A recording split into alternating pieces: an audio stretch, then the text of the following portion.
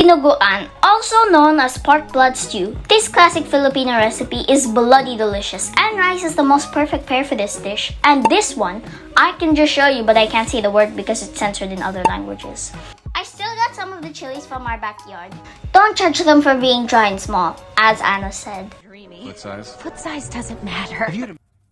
It's already autumn now. The weather is a bit cool now. Summer plants don't grow any longer because the plant starts to hibernate. Put them in a bowl, add water, then set aside. Prepare 5 to 6 cloves of garlic by peeling the outer skin. The original meat for this recipe, actually it's not really meat, but the most loved pig's parts such as the lungs, liver, kidney, and also heart because it's a hearty meal. Get it? But I'm going to show you how to cook this recipe the way we love eating it. Then, pound the garlic, and it consists of pork intestine, small and large, because I want to intensify the fright aspect. Set aside. A medium size of onion peel and cut into small dice.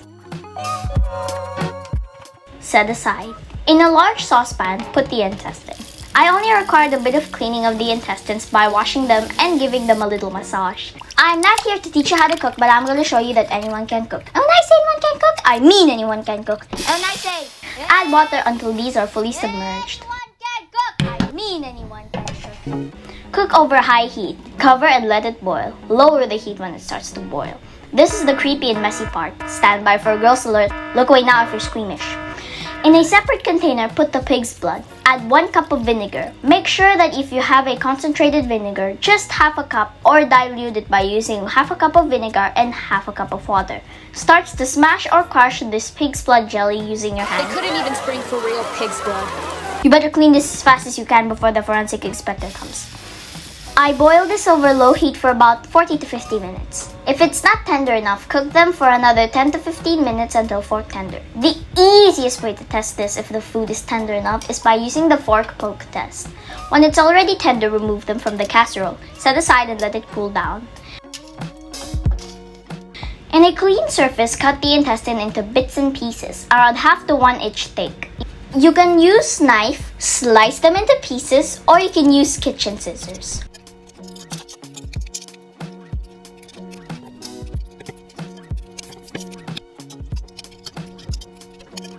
Once done, set aside.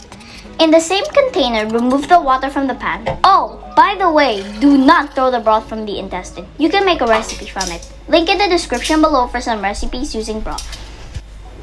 Heat the pan over medium heat. Add 15 pieces of intestines that's been cut into pieces. We will render these so it will turn into lard.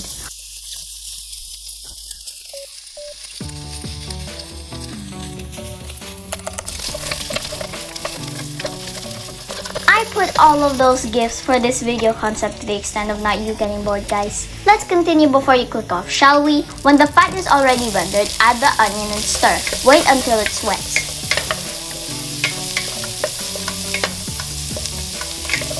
Add 2 pieces of bay leaves or laurel leaves, garlic, and mix them all together. Sprinkle with freshly ground black pepper. I repeat! Freshly ground! Stir. Don't worry about the caramelization on the bottom of the pan. That's one of the best parts of any stir-fry recipe. Put in the intestine.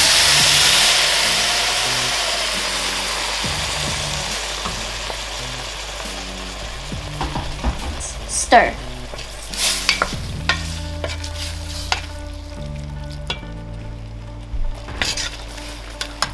By the way, you can look back now. Add around 4 cups of water or just above the innard.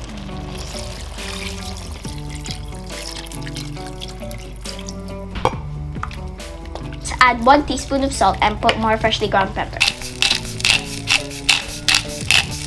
There's a lot of recipe that the main ingredient is blood. For instance, black pudding from Bury, Lancashire, England is known for being the capital of black pudding. The sausage made of cereals and blood is a delicacy here, eaten as a takeaway food with sauce or in a bread roll. Cover with a lid and let it boil. Sundae is a type of blood sausage in Korean cuisine. It is a popular street food in both North and South Korea, generally made by steaming cow or pig's intestines stuffed with various ingredients and spices. And the Betamax. Tastes like a It's a famous Filipino street food. I think the food is being named in the 80s, where the videocassette Betamax was so popular back then and it resembles its shape and color. It's a chicken blood solidified by boiling in a square container and diced like this. Put in a stick and grill.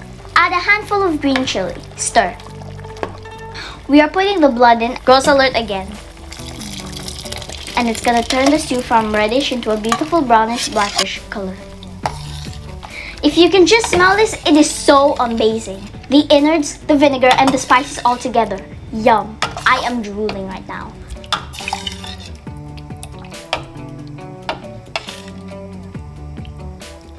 Let it boil so the blood will cook completely.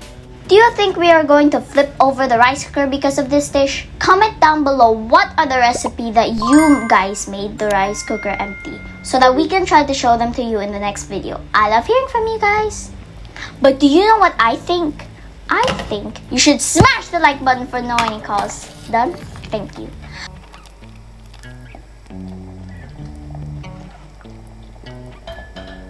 To thicken the soup, mix 3 to 4 teaspoons of cornstarch and a quarter of a cup of water. It's called slurry. Add the mixture sluggishly. While pouring, continuously stir until we achieve the desired viscosity.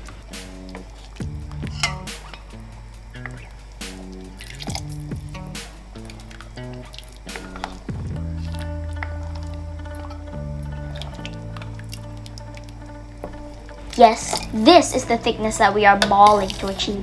Thick, rich, and savory.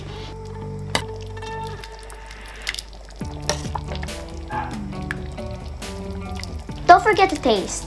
Add salt if needed. Turn up the heat. Now let's do the plating, or should I say bowling.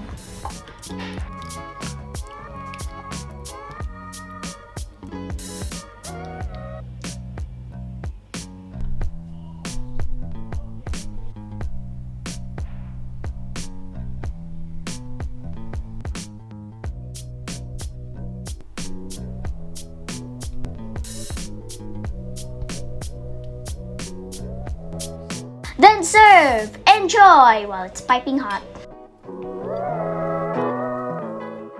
Bye-bye to all of my repeaters. See you in the next videos, my dear repeaters. That is all from Cook Repeat.